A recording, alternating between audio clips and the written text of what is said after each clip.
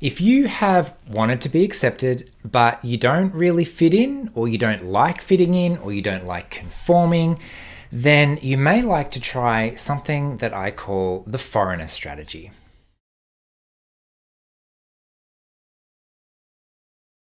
Hi everyone, Paul Mikulev here from Autism from the Inside. I make weekly videos sharing the human side of autism, so make sure you hit subscribe to get the latest content. So, as some of you know, I discovered I was autistic a lot later in life at the age of 30, which meant that I had plenty of time to develop unconscious strategies for surviving in the world.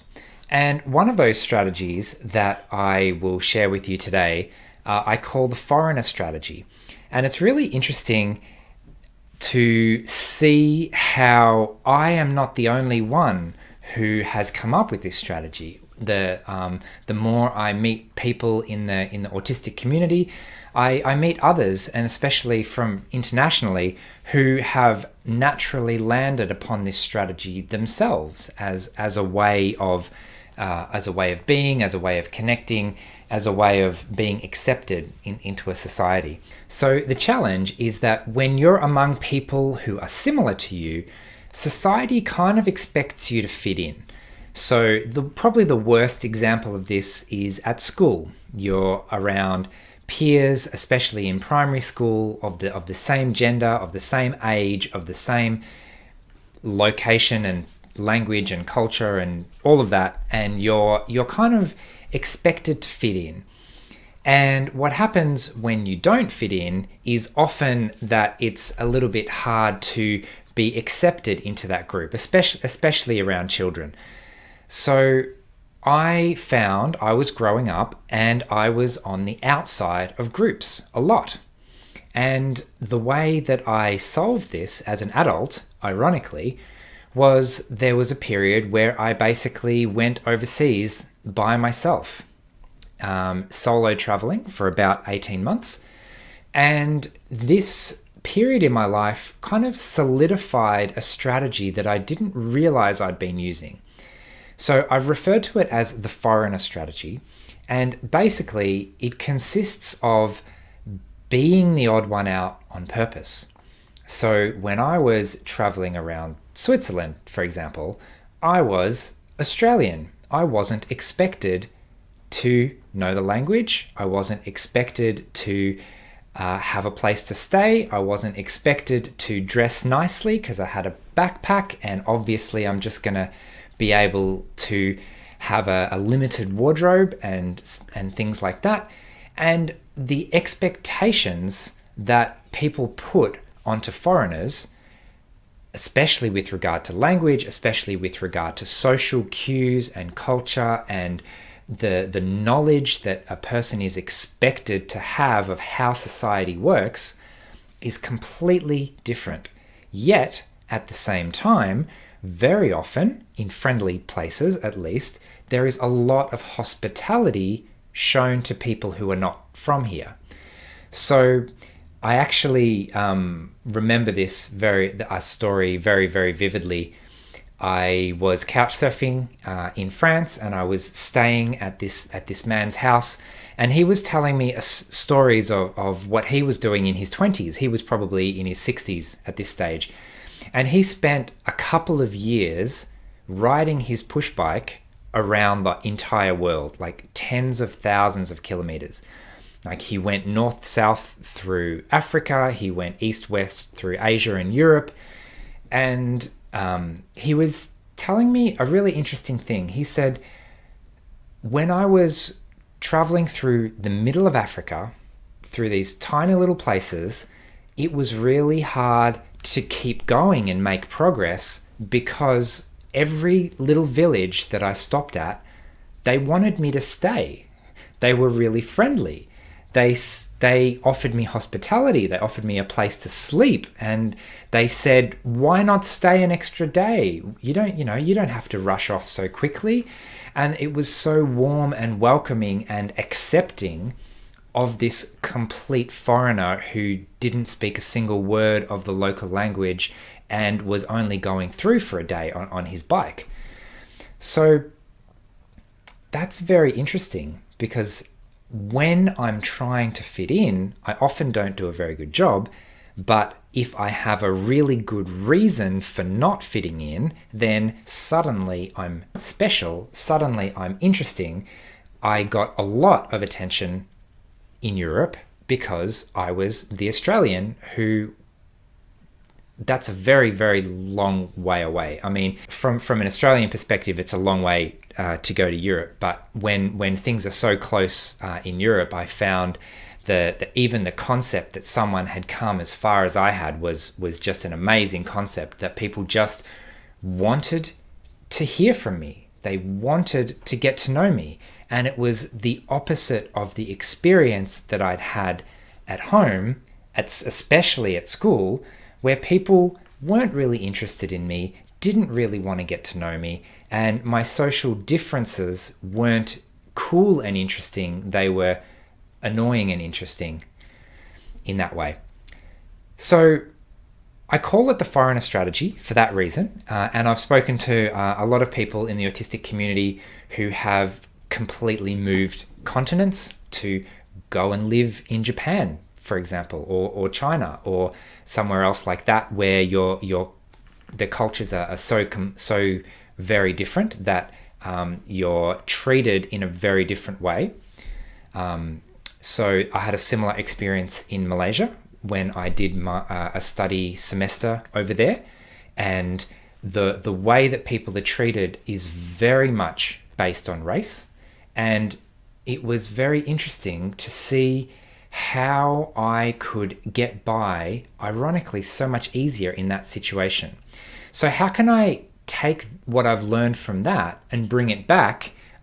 I live in Melbourne now. I have no plans of living anywhere else permanently. I don't want to be exiled out of my own city just to fit in. So how can I use the foreigner strategy in my own city? And I realized I had already been doing this to some degree. One way that I'd been doing it my entire life is that I personally find it a lot easier to talk to women rather than talk to men for some reason. And I put it down to the foreigner strategy. When I'm the only man in a group of women, I'm not expected to fit in. I'm not expected to have the same interests. I'm not expected to dress the same. I'm not expected to be the same in any way. I'm clearly getting treated very differently. So that I used that to my advantage. That was a natural way to form really good social connections. I also have very strange interests that are not necessarily the, beer and cars and football of my peers, especially in high school and university. And so I would end up with these diverse groups of people. Very often I would be the oldest, or very often I would be the youngest. And what I'm realizing now is that I actually feel the most a part of a group when there is that diversity in the group, and when I am able to either be the odd one out on purpose, or when I'm obviously different in some ways, and that difference is actively accepted. I use the phrase, don't force me to fit in, include me while I'm different. When I am being included while I'm fitting in, ironically, it's a bit like a masking situation, where if you're wearing a mask, then any praise, any acceptance, any belonging, you kind of attribute to the mask, and it's easy to think that if they could see me without the mask, then suddenly I would not be welcome or accepted, and I would suddenly not belong to this group anymore. So when I am fitting in and doing the same thing as everyone else, even if it's not out of my character, I still get this same kind of phenomenon as masking, where I kind of feel like, am I being accepted because of me, or am I being accepted because I'm fitting in? And that's if it's the latter, if I'm being accepted because I'm fitting in, that's not a safe place to be. That's not a a permanent situation. At some point, I will do or say or think or feel something that is going to be different to the people around me, and then I will not fit in anymore, and then suddenly I've lost all of my connection to the group, and that's a very scary concept. So the opposite of that is being in a group where it is obvious that diversity is accepted.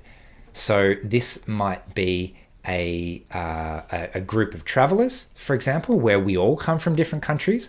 There was a funny story. I was camping in Denmark, and we were walking to our campsite. We had to go through this little town, and one of the locals in this town saw that we obviously weren't from there, and he said, "Where are you from?" And we said, "Oh, well, we've got Australia and Tunisia and Germany and Denmark and Sweden and Italy and France. That's where we're from."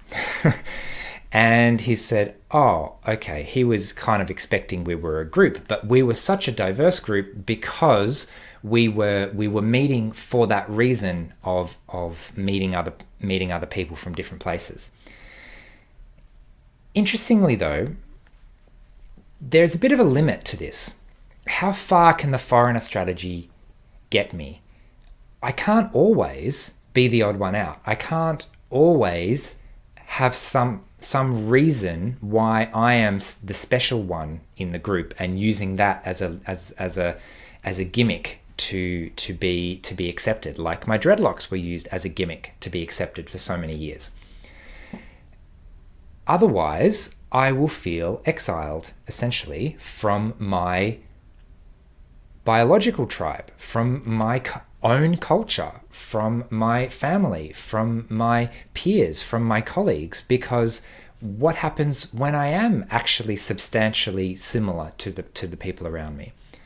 And what I found with this is that if I find a niche that suits me enough, then it is possible to fully identify with that. So I used to play tennis as a kid, and I fully identified with that, and I could take that on as an identity and get along with everyone else who I was playing with. I found engineering was a similar thing. I could fully identify as an engineer, and even if I was very different from some of my other peers and colleagues at the time, there was enough that was bringing us together that was something that we could all hold on to. So things like common interests, things like common hobbies and things like that to talk about, they are a really good way of going beyond the foreigner strategy and actually finding some people and some activities where I don't need to be the odd one out to be accepted. Anyway, I hope you've enjoyed this video on the foreigner strategy. Is it something that you have tried yourself? Do you like being the odd one out? Do you like fitting in? Tell me your experience in the comments. Otherwise, I hope you found this video interesting and valuable, and I will see you again next week.